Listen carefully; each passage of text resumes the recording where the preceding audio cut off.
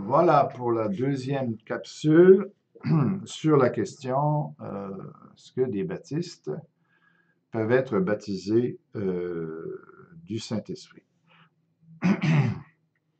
Eh bien, ce monsieur-là, comme je dis, va nous dire clairement,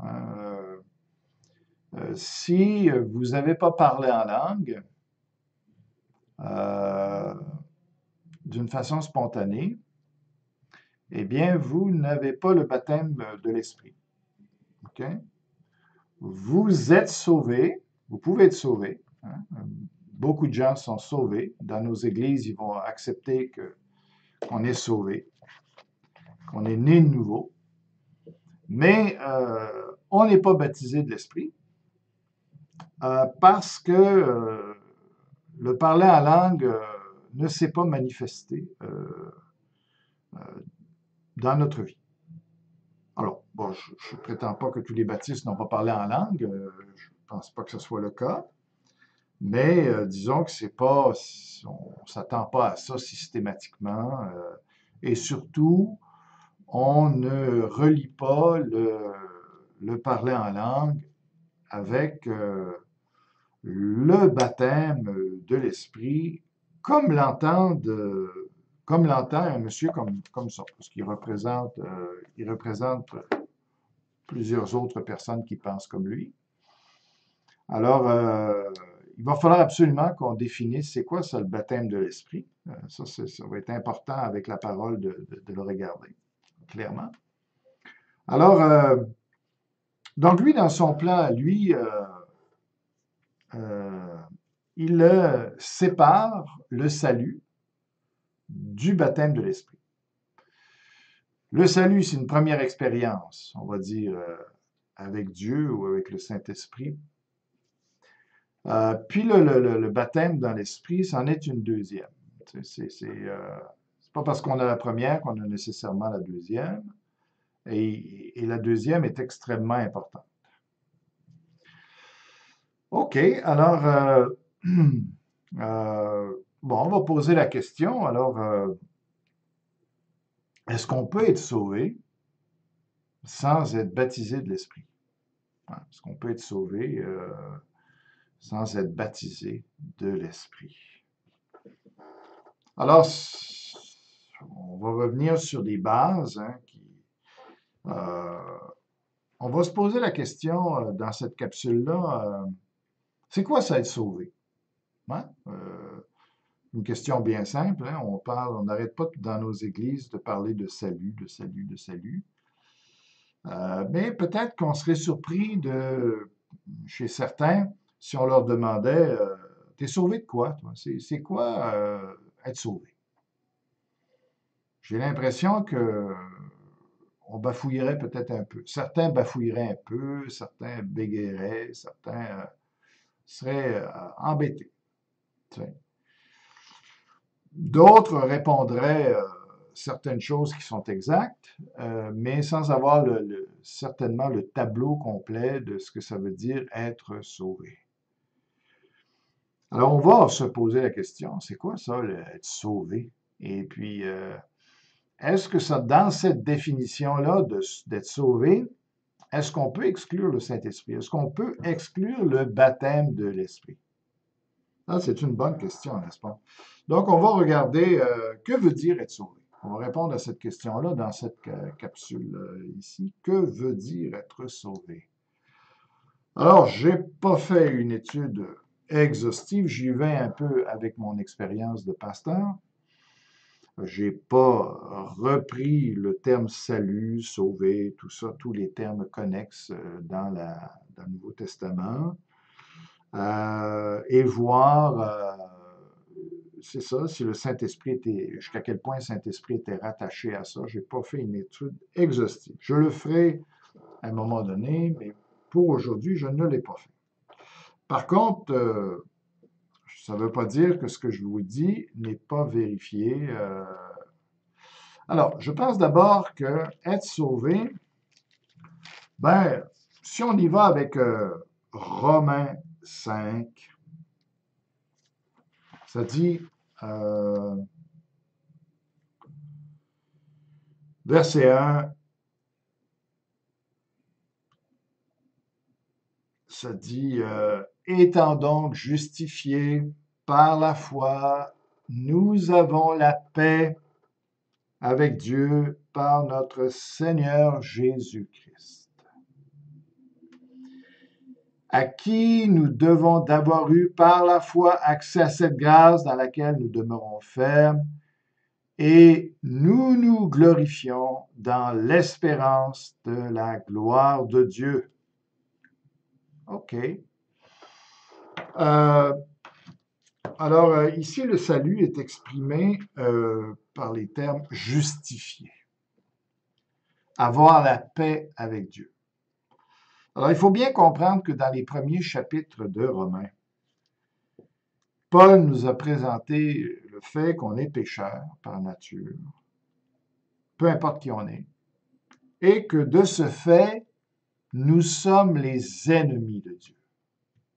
Oh, ça nous cogne, hein, parce que beaucoup de gens pensent que tout le monde ce sont les enfants de Dieu, surtout si on a eu des rituels religieux quand on était petit, qu'on a eu une religion quand on était plus jeune.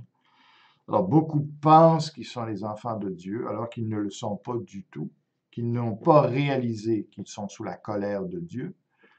C'est ça que Romains nous présente. On est tous pécheurs, sous l'empire du péché, et la colère de Dieu nous attend, se retient, mais un jour, elle va se manifester dans l'avenir.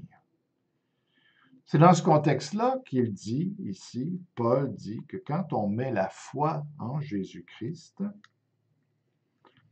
eh bien, on est justifié, donc on est vu juste par Dieu, et on a la paix avec Dieu. Donc, la paix, ça veut dire que l'inimitié n'est plus.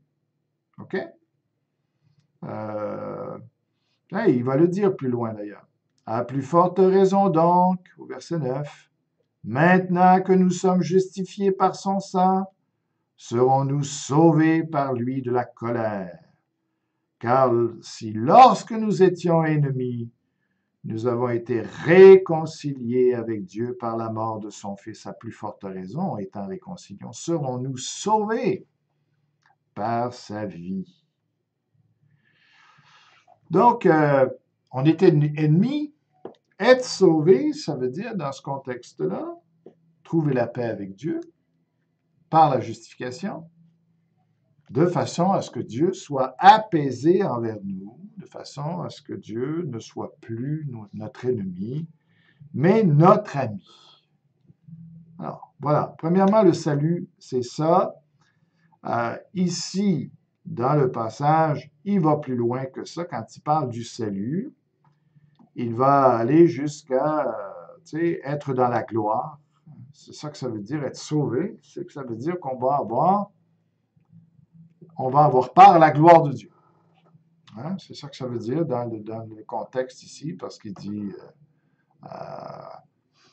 oh, l'espérance ne trompe point, parce que l'amour de Dieu est répandu dans nos cœurs par le Saint-Esprit qui nous a été donné.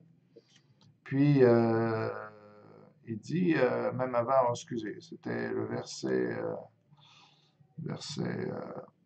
2, on peut regarder, à qui nous devons d'avoir eu par la foi accès à cette grâce dans laquelle nous demeurons fermes, et nous nous glorifions dans l'espérance de la gloire de Dieu.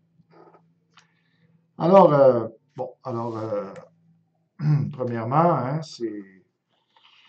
Alors, être sauvé, comme je viens de dire, on l'explique, c'est aussi avoir nos péchés pardonnés. Hein, c'est ça, parce que c'est ça qui suscite la colère de Dieu. Hein. Nos péchés, donc, être sauvé veut dire être pardonné. Pardonner nos péchés sont effacés. La parole, c'est rempli de versets à ce niveau-là. C'est d'être réconcilié avec Dieu, on a vu ça. Être sauvé, c'est avoir la vie éternelle. Hein? Jésus est clair, il dit, celui qui croit en moi, il a la vie éternelle. Donc, c'est la vie qui commence déjà ici-bas, mais qui va se poursuivre dans l'éternité. Alors, c'est avoir la vie. Être sauvé, c'est avoir la vie.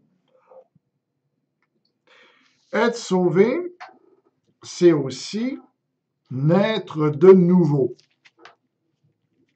Et c'est relié, hein, parce que je pense que quand il dit, celui qui croit, il a la vie éternelle.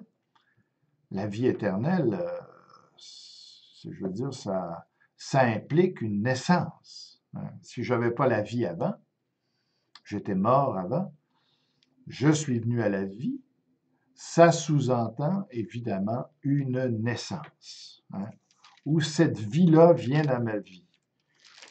Et bon, vous connaissez probablement très très bien le chapitre 3 de l'Évangile de Jean.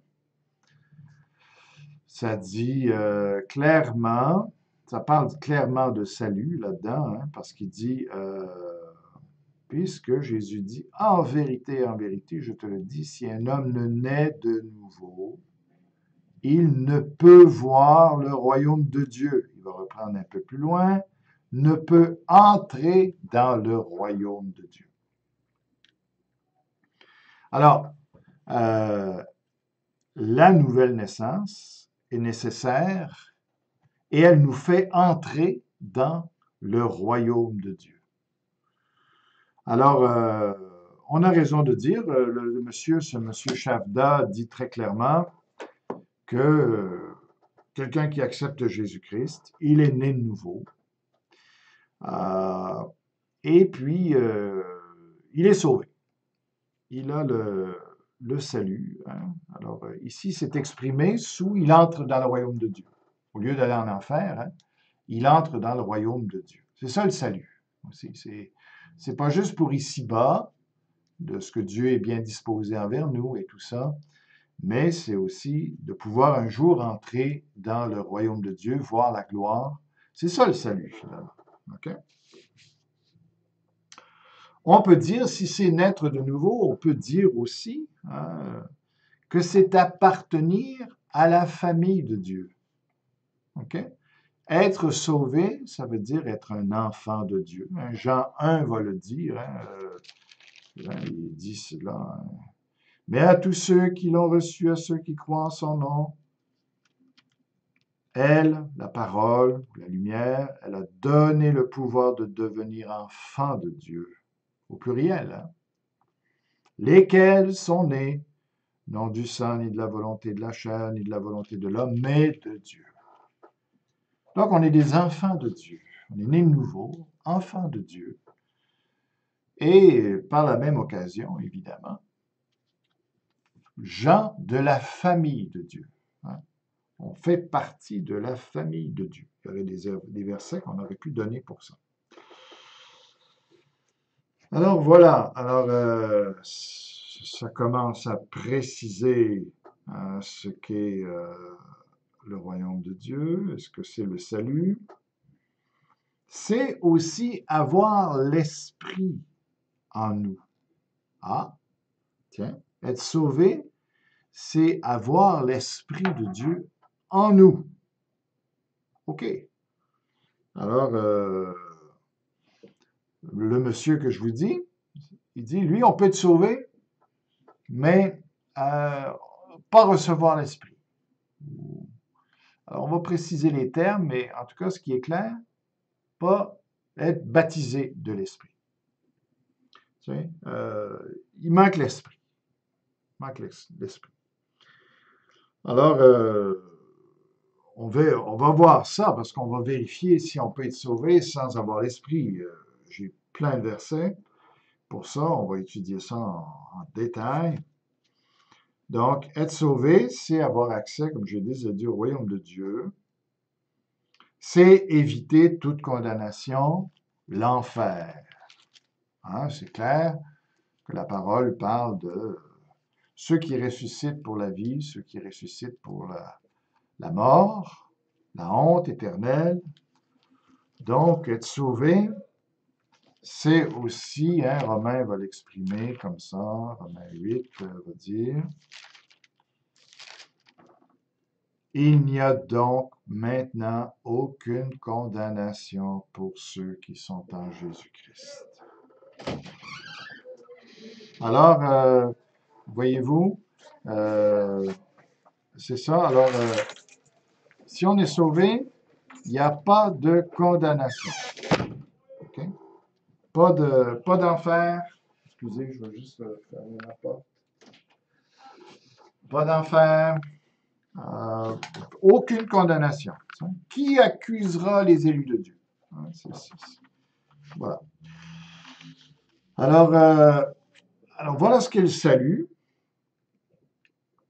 Et puis, donc, par rapport à tout ça, par rapport à cette réalité-là, peut-on penser qu'on est sauvé, qu'on est né de nouveau, hein, et puis qu'en même temps, on n'est pas né de l'esprit? Ou que, même si on disait né de l'esprit, oui, mais on joue avec ça, et puis, ouais, mais ça ne veut pas dire que tu as l'esprit en toi, ça ne veut pas dire que tu es baptisé de l'esprit. Mais on voit qu'on s'approche beaucoup, hein, si on est sauvé, hein, puis qu'on est né de nouveau, qu'on s'approche beaucoup de l'esprit, hein, déjà là, hein, avec la naître d'eau et d'esprit, hein, avec la nouvelle naissance. Aussi, on appartient à la famille de Dieu. Tu sais, être dans la famille de Dieu, ça veut dire avoir le caractère de cette famille-là, ça veut dire avoir la vie de cette famille-là, la même génétique, si on peut dire. Alors, on peut vraiment, déjà avec ce que c'est le salut, on peut sérieusement se poser des questions, à savoir si on peut dire que quelqu'un est sauvé sans qu'il ait l'esprit ou sans qu'il soit baptisé de l'esprit. On va définir tous ces termes-là bientôt, mais dans les prochaines capsules, mais en tout cas. Voilà, et puis quand il dit aussi qu'on a accès au royaume de Dieu, quand ça dit aussi que, bon, la chair et le sang n'hériteront pas du royaume de Dieu, alors ça veut dire que ça prend une nouvelle naissance, une nouvelle nature. Comment peut-on à la fois parler que le Saint-Esprit est présent pour tout ça, mais qu'on n'est pas baptisé de l'Esprit en même temps, qu'il nous manque quelque chose de l'Esprit. Il faut que... Voilà. Alors, on a vu ce qu'est le salut. Maintenant, dans la prochaine capsule, on va regarder ce que vraiment on peut dissocier le salut du Saint-Esprit. Alors là, on va commencer à regarder tous les passages qui concernent les nés nouveaux, les sauvés, et leur relation au Saint-Esprit. C'est ça. On va voir ça dans une prochaine capsule.